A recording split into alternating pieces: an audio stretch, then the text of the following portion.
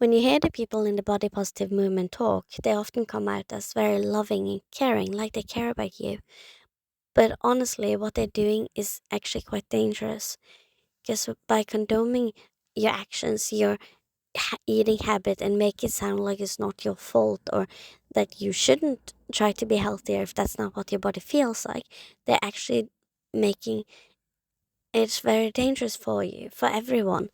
Because if someone is clapping when you do something bad, why would you do something good? Sure, it's been fun, but I really need to get to the gym and work this brunch off. Oh? I don't really see any reason why you need to. The food was great. Yeah, but I notice this all the time. If you start exercising, people are like, why are you exercising? Hmm? You look great. It's not about that. I started biking with my kids to kindergarten, and people are like, why are you biking? You have a car. Yes, but I want to bike because I want to be healthy. And every person who asks are people who are bigger. It's almost like it's jealousy. Because my friends who are thinner than me, they never asked. They were like, awesome, that's great. The people who are bigger. They are the ones who always are like, why are you exercising? Why are you doing this? Why? It's like they feel like it's an attack on them. And it's not. I don't care if you're morbidly obese. I don't care about any of this. Everyone can be whatever the size they want. I don't care about that. What I do care about is the body positivity people who tell them lies that make them think that it's not their own fault. Because it is. Everything you do has consequences. And people in the body positivity movement make them think that they are fat for all the reasons except their own mistakes. And that's not okay. And I heard it myself as a teenager. I was told if you lose weight, your body's gonna go into starvation mode and you're gonna start uh, piling up the fat. First, and I was then, I never even wanted to lose weight. But even then, I know it was rubbish, it was lies. It's absolutely insane the things you've been told, and they piss me off because when I was a teenager, I believed it. And can you imagine those of my friends who were big back then? They believed it too. Some of them, thankfully, has realized that it's a lie, all the things they say, and they've actually gotten to a healthy weight. But those who still believe it are still at an unhealthy weight, and it breaks my heart that we're being lied to and made believe. Because if you're being told that if you have dark skin, you can never get a job, why even try? If you're told that if you have blonde hair, you will not be able to work at a, as an astronaut. I can't even speak. As an astronaut, why become one? If you're told that as a girl you can never be an electrician, why become one? It usually does make people want to do something if they're told there's no way. There'll always be that one person who's like, I'm gonna break the stereotypes. But most people lose the hope when they're being told it's impossible, which is why you should never lie to people and tell them it's impossible just because you failed. I gotta work it off so I don't feel guilty about it later. No, I understand what you're saying. I'm just saying that you don't have to justify brunch to me by saying you're gonna exercise afterwards. It's totally okay if you don't. Are you telling me not to exercise? Not necessarily. I guess I'm just inviting you to consider why you move the way that you do. Okay, invitation accepted. I guess I'm doing it for my health. Okay, let's examine that a little deeper. How do you know it's helping with your health? Well, I want to maintain this weight, so I have to exercise when I.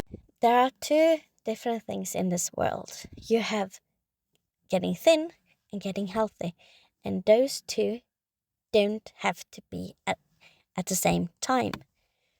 I can go to the gym because I want to be healthy without actually losing weight. I can even gain weight.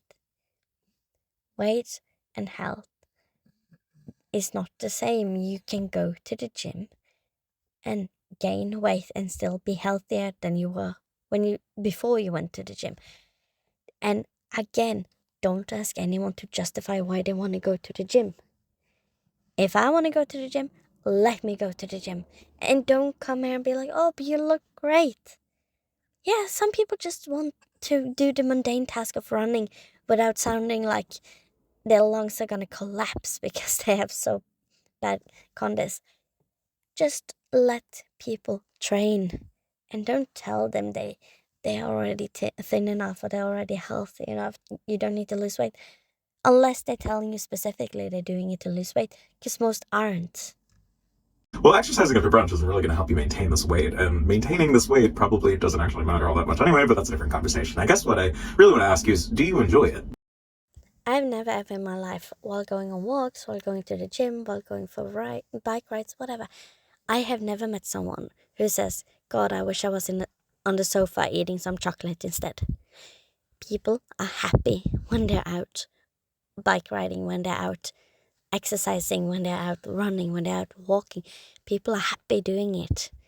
And nobody wants to be on the sofa. What's difficult is getting your lazy arse off the sofa. That's what's difficult, because you're a lazy bastard. Going to the gym feels great. Getting your butt to the gym is what doesn't feel great. So when you have people like him telling you that if you don't feel like going to the gym, you shouldn't go, then you're just being more lazy. Guess what? In this world that we live in right now, you should not do what makes you feel good.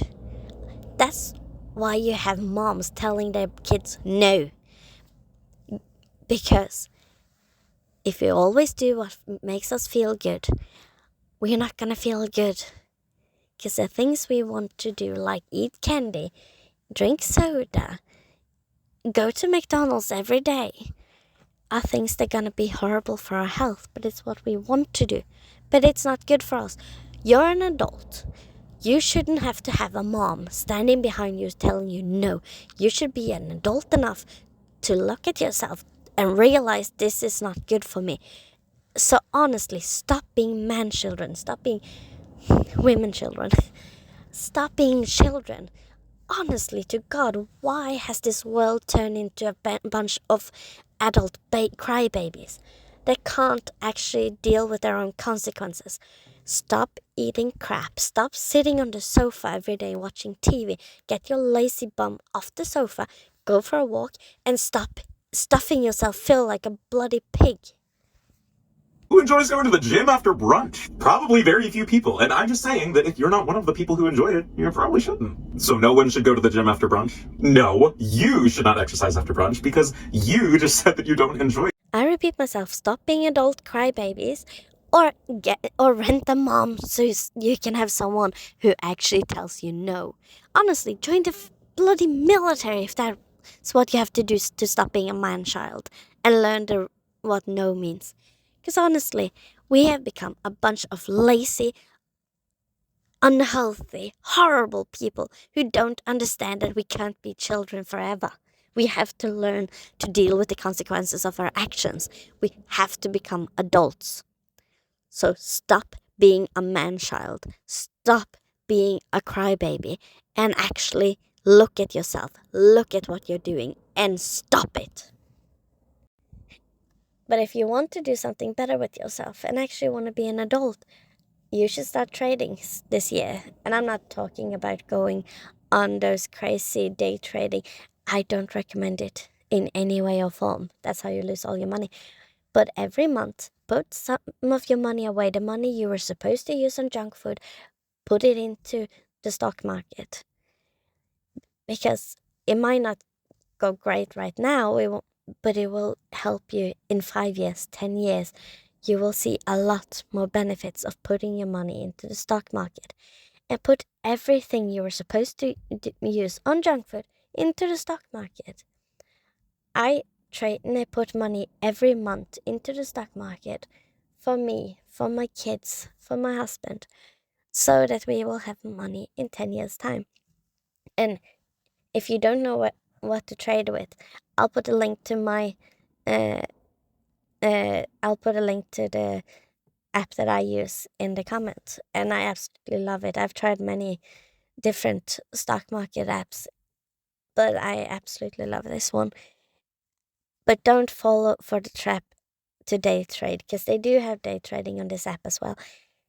Don't fall on the trap. Don't use, because you can trade with 20 times the amount of money you have. But you also have a chance of losing 20 times the amount of money. They will stop you at 50% loss. But still, you can lose a lot of money on it. You're better off just putting some money in with no extra money. Just put your own money in and just let them grow slowly. Because it's the same with trading as it is with weight loss. If you do it slowly, you win. If you want fast weight loss, if you want fast money, you lose every time. Just do slow and you'll win. Intentional weight loss. And we're talking a blanket recommendation of, have you considered losing weight? Oh, yeah. It's impossible for 95 to 97% of the population to lose weight intentionally. That has been proven study after study for over half. You have two choices in your life. You can listen to him, continue getting fatter and fatter and fatter until there's no going back.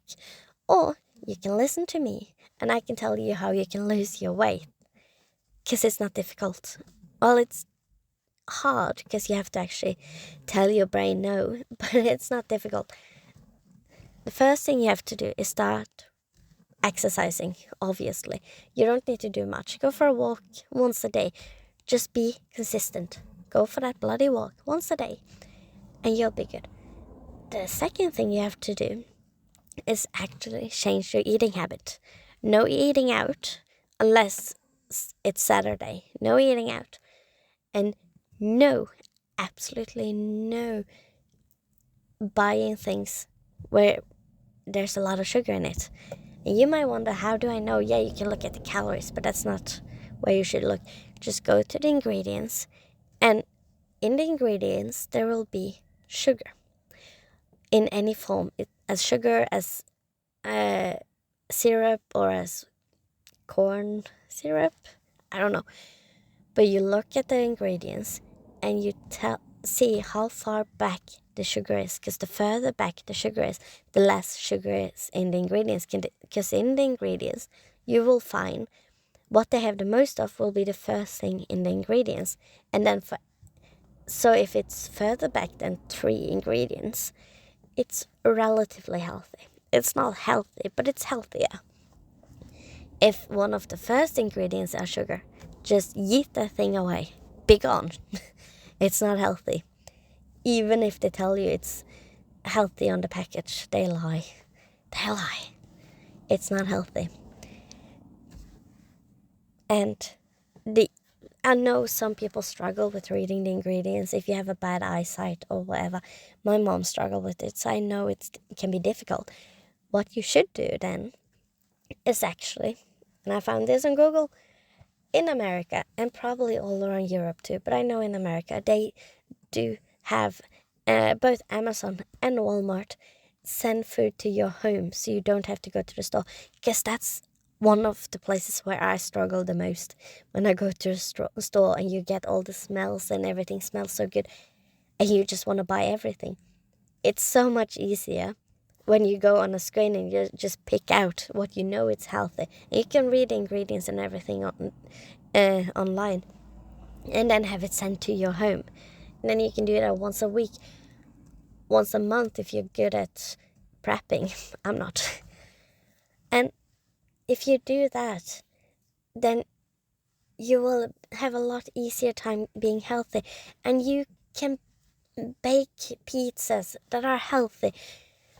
You can make dinners if you can prep for weeks, and you can have them finished and ready in the freezer, so you can just take it out and just heat it up again. You can have delicious foods that are pre-make them on Sundays and just have them in the freezer, and you will have food for a long time that tastes good and is healthier. I think I'm gonna try intermittent fasting. I'd highly recommend not doing that, especially if you... Intermittent fasting is great. The only time I don't want to recommend it is if you struggle with ANA or orthorexia. I get it. If you struggle with them, it's very easy to fall back again to the same thing. But most of us haven't had it. And no, if you're morbidly obese, you don't struggle with ANA because you don't eat for a little while. That's not the same thing. Sorry, Tess. Ever struggled with eating. Okay, but it has benefits. I read it online. Okay, but have you considered that the entire model of it is essentially scheduling periods of restriction and binging? No, that's a lie. I have done intermittent fasting after my kids. Every time. And I can tell you, I did not take restrictions and binging because I didn't binge. I just skipped a meal. I still ate the same for the other meals. I just skipped a meal.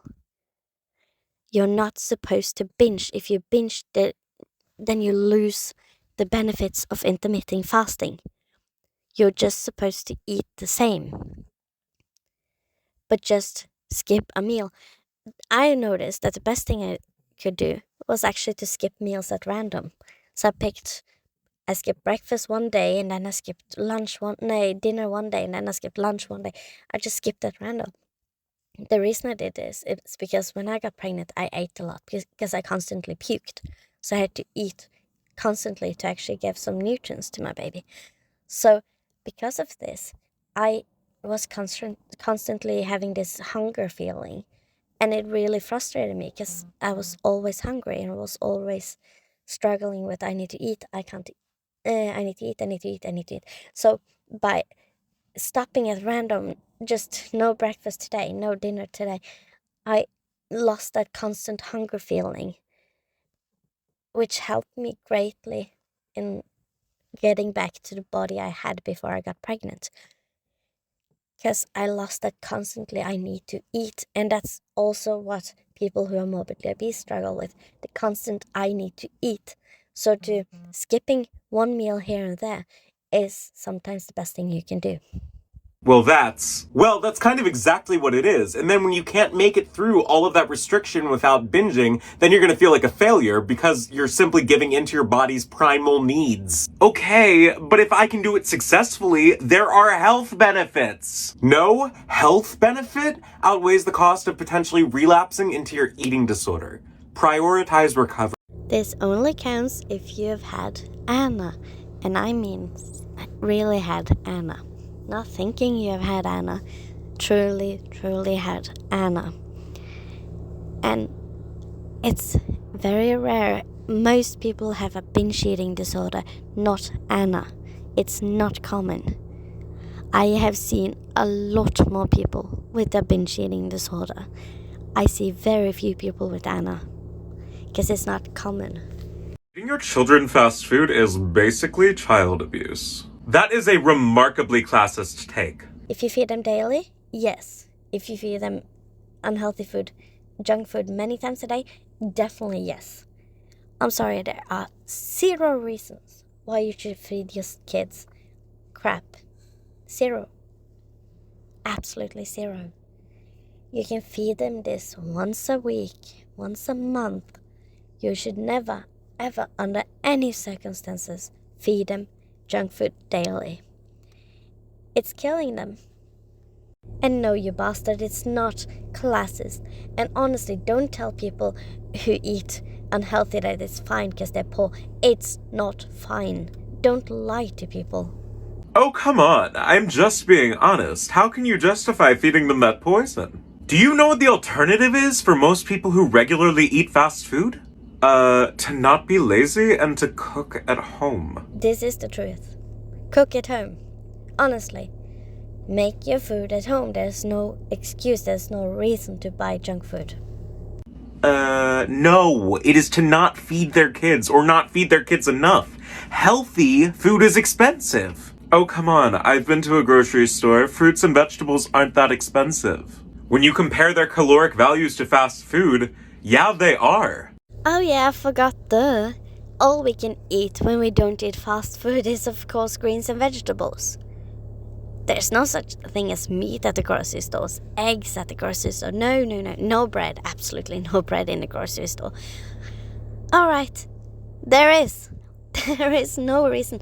If you're poor, yes, greens and vegetables can be expensive, but frozen vegetables are very cheap.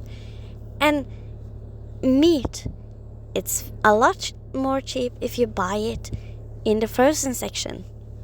It goes with everything. Go to the frozen section.